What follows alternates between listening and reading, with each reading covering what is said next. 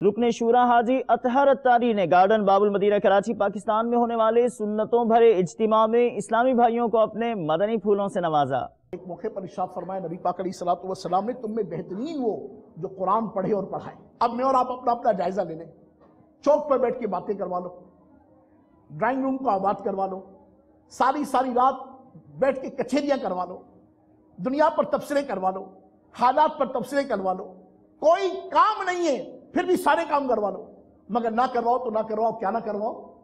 قرآن کی تلاوت نہ کرواؤ۔ الحمدللہ رب العالمین، قرآن کریم کو دیکھنا عبادت، قرآن کریم کو چھونا عبادت، قرآن کریم کو چومنا عبادت، قرآن کریم کی زیارت عبادت، مرحبا 100 کروڑ مرحبا۔ مگر قرآن کریم جس مدنی مقصد کے پیش نظر مولا کریم عز و جل نے بھیجا، وہ ہدی للمتقین اور ہدی للناس بن کر ہمارے پاس آیا۔ چونکہ عربی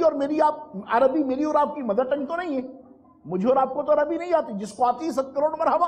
کاش دنیا کے دھندوں کو سیکھنے کے واسطے ہم اتنی کوششیں کرتے، اتنے جتن کرتے، دنیا کی مختلف ملکوں میں سیٹل ہونے کے لیے اتنی لینگویجز کے کورسز کرتے ہیں، کاش کہ ہمیں قرآن کریم پڑھنے کے لیے عربی کا بھی شغف ہوتا، عربی کو پڑھنے کے واسطے بھی میں اور آپ حساس ہوتے، مگر نہیں آتی۔ مگر مجھے آپ یہ بتائیے کہ چلیے عربی مجھے اور آپ کو نہیں آتی اور میں نے اور آپ نے صبح سے شام تک قرآن شریف کو پڑھا بھی، اس کا پڑھنا مستحب، اس کا پڑھنا ثواب کا باعث، مگر مقصد قرآن مجھے اور آپ کو کیسے سمجھ میں آئے جب تک میں اور آپ اس کا ترجمہ ہی نہ پڑھیں؟ دعوت اسلام